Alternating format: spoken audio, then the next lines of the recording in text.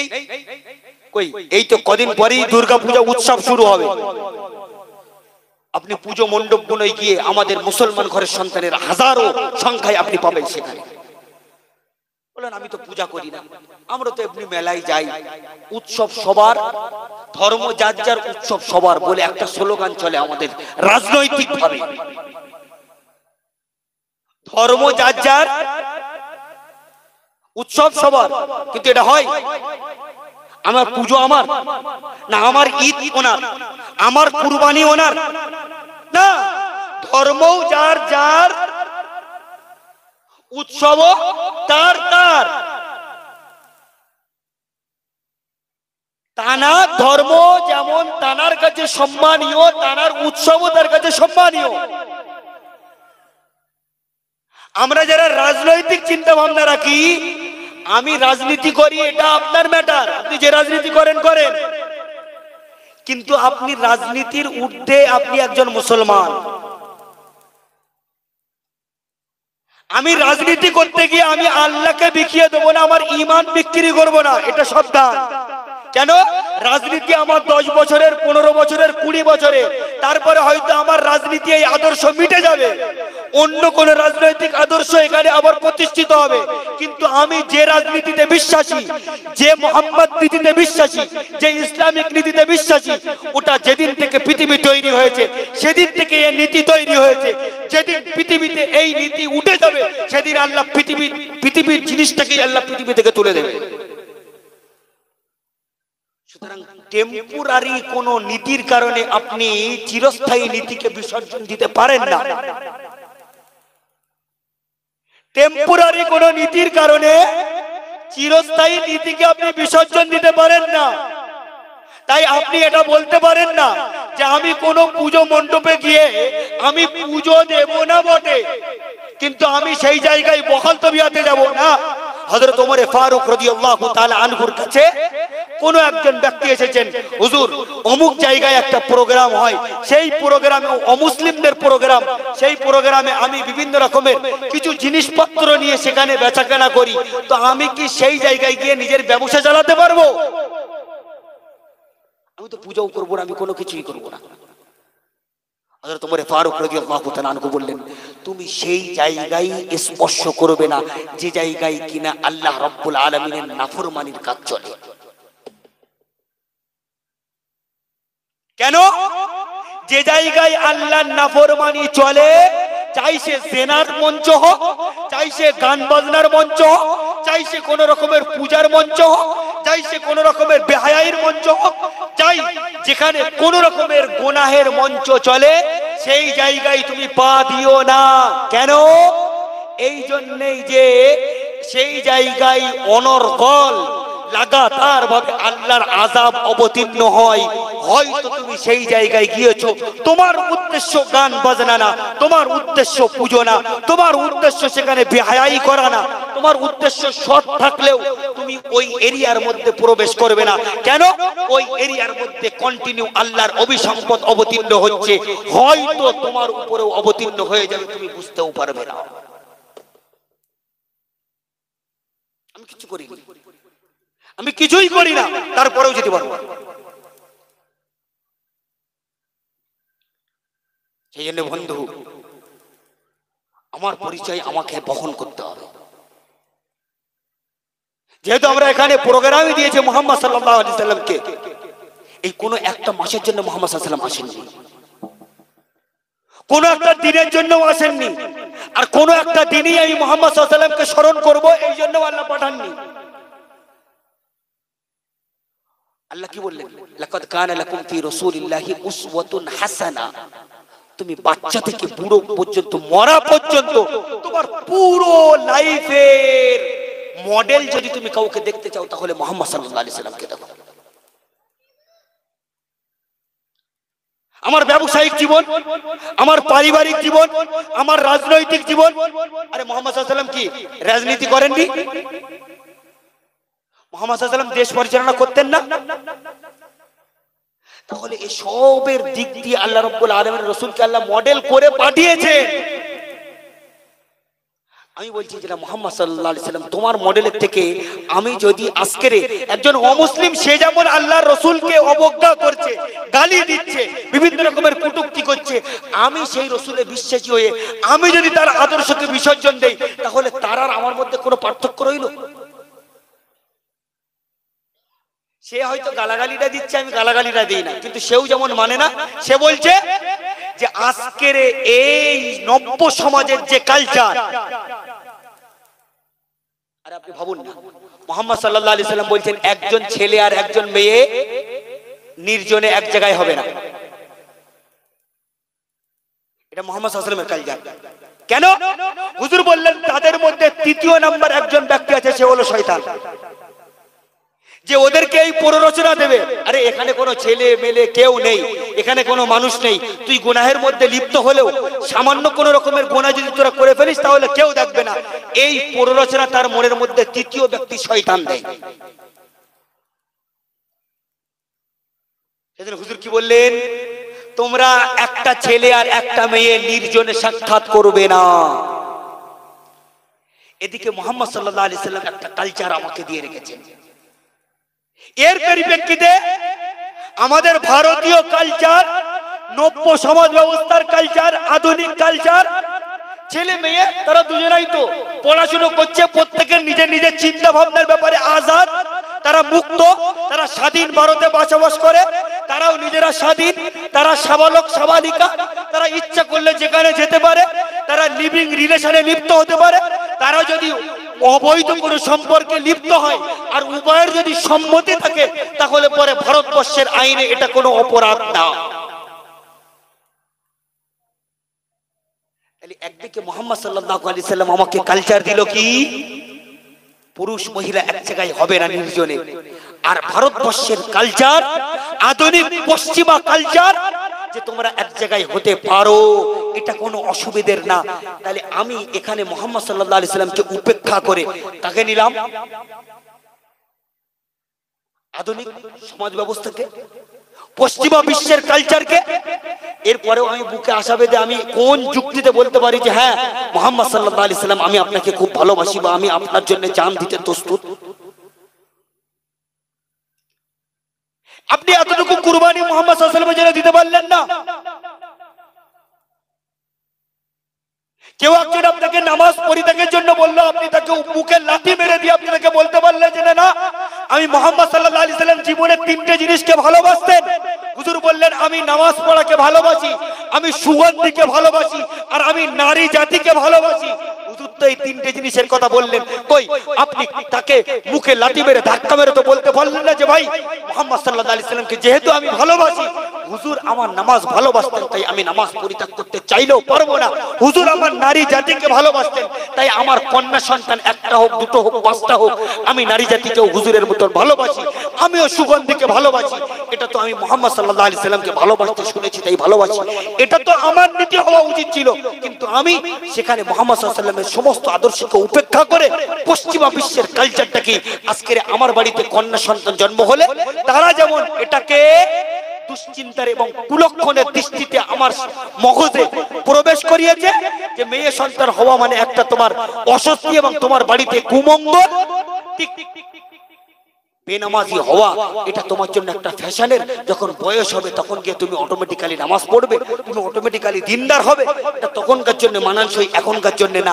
এরা একটার পর একটা আমার মগজ ধোলাই করে গেল, আর আমি মুহাম্মদ সাল্লাল্লাহু আলাইহি ওয়াসাল্লামের এমন কুলাঙ্গার ভক্ত যে তাদের সেই দাওয়াতকে মেনে নিলাম কিন্তু মুহাম্মাদের সেই দাওয়াতকে মেনে নিলাম না।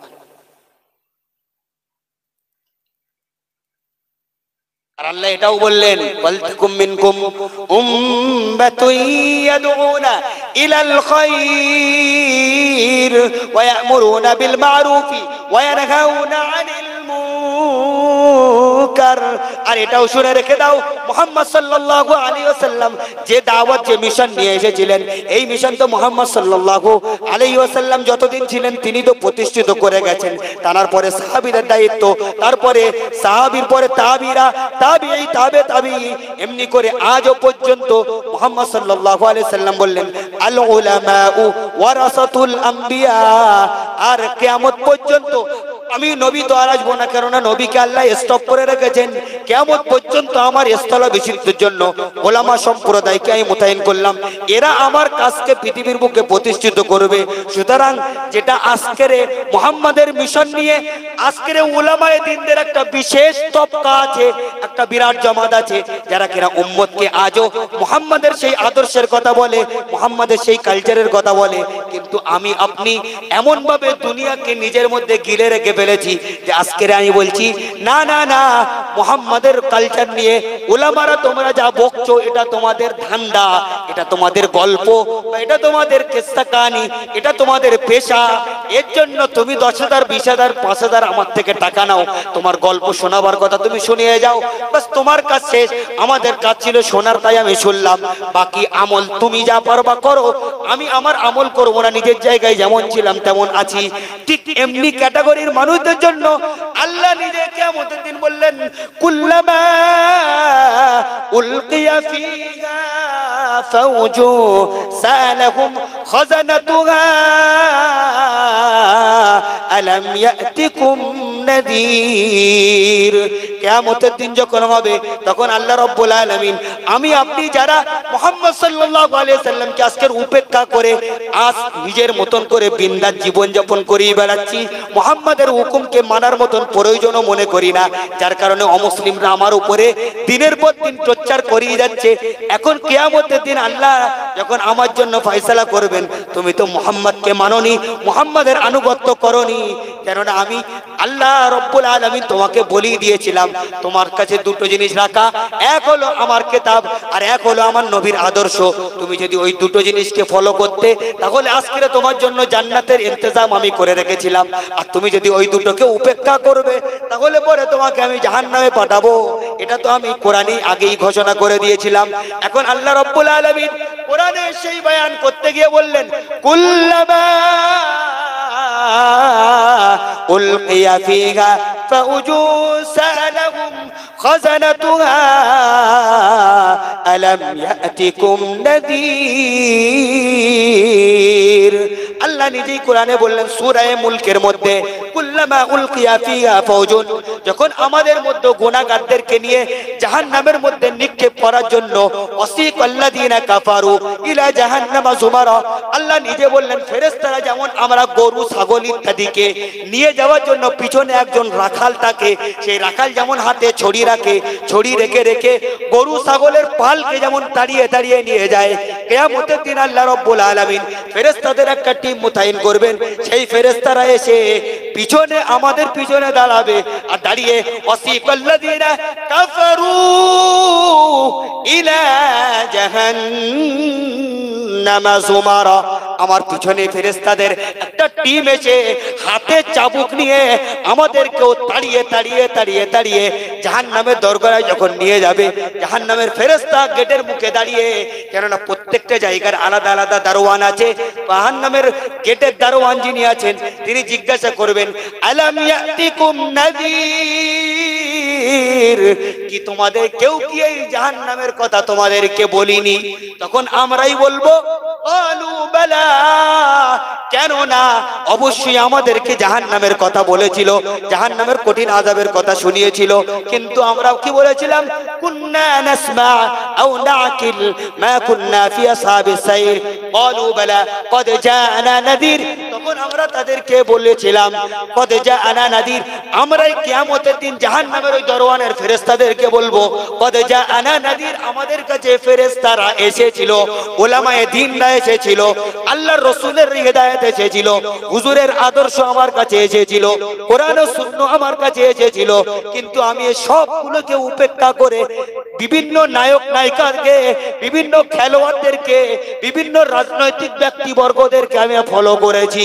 আমি মুহাম্মদকে ফলো করার মতন প্রয়োজন মনে করিনি, বা মুহাম্মাদের জীবন আদর্শকে মানাটাকে আমি বস্তা পচা এবং নিজের জন্য লজ্জাজনক ভেবেছি। তাই আমি সেটাকে উপেক্ষা করে অমুসলিমদের কৃষ্টি কালচার অ্যাকসেপ্ট করে নিয়েছিলাম। আর জাহান্নামের কথা তারা বলেছিল, কিন্তু আমরা বলেছিলাম ক্বাদ জাআনা নাযীর ফাকাদ্দাবনা ওয়া কুল্লা মা নাযালাল্লাহু মিন শাই। তারা যখন আমাদেরকে জাহান্নামের কথা বলতো, কিয়ামতের কথা বলতো, পুলসিরাতের কথা বলতো, দাড়ি পাল্লার কথা বলতো, মাথার উপরে সূর্যের কথা বলতো, কিয়ামতের দিন হুজুরের হাউজে কাউসারের কথা বলতো। আমরা বলতো কুন মা কুননা ক্বালু লাউ কুননা নাসমাউ আও নাকিল। আমরা বলতাম আল্লাহ রাব্বুল আলামিনের পক্ষ থেকে এই রকম কোন দিক নির্দেশনা আসেনি, তোমাদের কোন কথাটাকে আমরা মানি না বলে উড়িয়ে দিয়েছিলাম আর নিজের মতন করে আমরা জীবন চালিয়েছিলাম। আজকের যখন এখানে কিয়ামতের দিন জাহান্নামের দোরগোড়ায় এসেছি, এখন আমাদের উপলব্ধি হচ্ছে ফাকাদ্দাবনা ওয়াকুল্লা মা নাযালাল্লাহু মিন শাই। আর আজকের এখানে বলছে লাউ কুননা নাসমা আও নাকিল মা কুননা ফি আসহাবিস সাইর। হায় আফসোস, হায় আফসোস, যদি কিনা আজকের তাদের কথাটাকে একটু মেনে নিতাম, যদি একবার তাদের কথাটাকে বুঝতাম, তাহলে আজকের আমাকে জাহান্নামবাসী হতে হতো না। একটা দিন আসবে যেদিন সময় নেই বন্ধু, আমার কাছে সেই বিরাট পর্যাপ্ত পরিমাণ সময় নেই। আমাদের মধ্যে তো বহু মানুষ এমন আছে যারা 60 বছর বয়স অতিক্রম করে ফেলেছে। একটা হাদিস আছে না, কিয়ামতের দিন আল্লাহ ওই সমস্ত ব্যক্তিদের কোন ওজর, এমনি তো কারুর কোন রকমের অবজেকশন, কোন রকমের বাহানা আল্লাহ শুনবেন না, কিন্তু বিশেষত 60 বছর বয়স যদি কোনো ব্যক্তি পায় আর এর পরেও সে নিজের বার্ধক্য কালকে ইবাদতে লাগিয়ে আল্লাহকে রাজি খুশি না করে নিতে পারে, এই ব্যক্তি যদি আল্লাহর কাছে নিজেকে নাফরমান অবস্থায় করে নিয়ে যায়, আল্লাহ তাকে কোন রকমের কিছু জিজ্ঞাসা না করেই জাহান্নামে ফেলবে। কেন? আরে 60 বছরের উপরে বয়স তুমি পেলে, এরপরেও তুমি কেন? যুবক সে অনেক সময় দুনিয়াবি প্ররোচনায় পড়ে নিজেকে বরবাদ করতে পারে, কিন্তু তুমি তো 60 বছরের উপরে যখন পেয়েছিলে তখন তোমার শারীরিক উত্তেজনা ছিল না, তোমার খাওয়ার উত্তেজনা ছিল না, তোমার মস্তিষ্কের বাড়বাড়ান্ত ছিল না, তোমার অন্তরের ভেতরে বিভিন্ন রকমের গুনাহের প্ররোচনাও ছিল না। তখন তো তোমার শুধুমাত্র মরণের চিন্তা থাকতো, যখন তোমাকে সবসময় আল্লাহ আল্লাহ রসুলের চিন্তা ভাবনায় বিভোর হয়ে থাকার দরকার ছিল। তুমি তখনও যদি গুনাহের মধ্যে লিপ্ত থেকে নিজেকে গোনার মধ্যে আচ্ছন্ন রেখে আমার কাছে উপস্থিত হও, তাহলে তোমার জন্য ক্ষমা কিসে, তোমার জন্য মাফি কিসে, তোমার জন্য সহানুভূতি কিসে? হ্যাঁ, একজন ব্যক্তি 10 বছর 12 বছর 15 বছর 20 বছর সময় পেয়েছে, হয়তো পর্যাপ্ত পরিমাণ সময় আল্লাহ তাকেও দিয়েছে, কিন্তু 60 বছর বয়স না পেলেও আল্লাহ একে জিজ্ঞাসা করবেন যে তুই এই 13 বছর 20 বছর যেটাই পেয়েছিস এটা আমার ইবাদত করিসনি কেন? তার কোনো অবজেকশন থাকলে সে অবজেকশন জানাবার জায়গা পাবে, কিন্তু 60 বছর অতিক্রম করেই ব্যক্তি কোনো অবজেকশন করার জায়গাও পাবে না। সেই জন্য বন্ধু, আজকে যখন আমরা শপথ এখানে নিজেদেরকে ঈমানি ঝালাই করতে এসেছি, ঈমানি ভাবে নিজেদেরকে একটু ঝালিয়ে নিতে এসেছি আজকে।